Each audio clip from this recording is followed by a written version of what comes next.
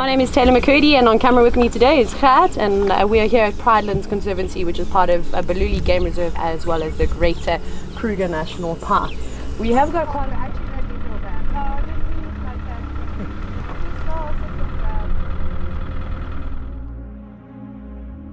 Hello, my name is Tayla McCurdy, and as you can sort of see, we're sitting at St. Lovu Dam, and I'm actually doing the Wild Earth show at the moment, which airs on TSTV 183 twice a day.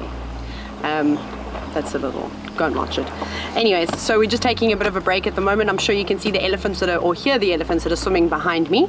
And this is one of my favorite places to sit, and I come here almost every afternoon. I've been very fortunate to come up to the Greater Kruger National Park and some of the private game reserves in this area, and then also from where I'm from, which is the Eastern Cape of South Africa. And I pretty much went on holiday with my folks all the time, so they're really the ones to thank for me getting into this industry, because if it wasn't for them and taking us every other weekend and on, you know, holidays and things like that to the bush, I probably wouldn't be here today. So I thought, I used to have a lot of fun. I kind of like people. No, I'm joking, I love people. And I really enjoy being outdoors and spending a lot of time learning about wildlife. So it really was natural for me to just sort of head into the guiding industry. So I think the thing that helped me become the guide I am today is probably the mentors that I had throughout my entire career. So it doesn't necessarily mean that it's someone that's more experienced than me, because you can honestly learn from anybody, but I've had quite a few different people who have meant a lot to me and have given me wise words of wisdom, and then also just helped me see the bigger picture within guiding. When you first start, you sort of guide in a very specific way. Everybody does the same thing, and then as you enter the industry, you have a lot more freedom to do things your way. And I took little bits and pieces of different guides that I was exposed to, things that I liked that they did, and I sort of made them my own. And then, well, here I am today. The most important thing when it comes to training, in my opinion, is the sort of soft skills of guiding. So they're really important, in fact. How to drive a vehicle, how do you get your guests involved in the experience, how to get on with your guests, how do you find common ground. So really, you have to be a people's person to be a safari guide. And it's the most important thing. It makes the job a whole bunch easier. So I like to focus on those types of things, on icebreakers, on creating a guided experience essentially. The knowledge and information about animals and learning about their behavior, that takes a lot of time.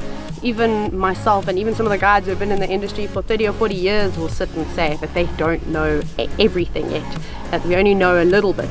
And with the way that technology advances, we're constantly learning new things.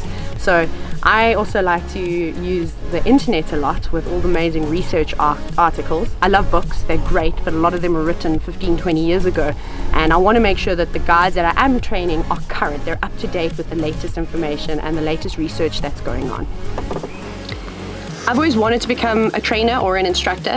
When I did my guiding qualification many years ago, I always said, this is really cool. I want to be a part of, you know, developing people who are going to shape the way that guiding moves forward. So it obviously takes a bit of time. You need some experience under your belt in order to be a trainer.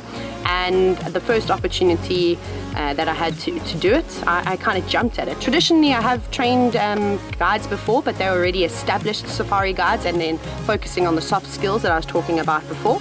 But to be able to watch people who are just really passionate about the bush and maybe don't know what they want to do with themselves come to a facility here at EcoTraining at one of our amazing camps, and watching them grow and develop and seeing the complete turnaround of from where they started to their graduation is quite special. And I think it's really good, meaningful work. And I want to be a part of the change. I want to be a part of the way that guiding is sort of going, because I think in the last 5 or so years, it really is taking a turn. People are starting to be a lot more ethical. We really are respecting nature. I think there's been a lot of documentaries out there that have opened up people's eyes that we take what is around us for granted. And I think that's important to instill that right in the beginning and sort of the foundation of training for people who are wanting to become guides, and making sure that they understand that we need to preserve this and we need to educate and also entertain people that are coming on safari with us. I think by now you all know that my favorite animal is the elephants. And there's one in particular that I've become quite fond of. Her name is Susan. She's quite a sassy young elephant cow, and we see her very, very often.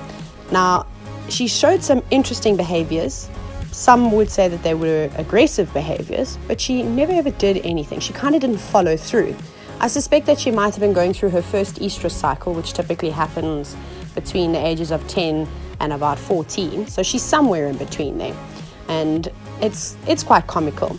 She's since calmed down and relaxed a lot more and doesn't seem to be too interested in the cars, which is good news. It's not always comforting, especially for the students that don't know how to handle elephants or read their behavior just yet when she comes right up to the car.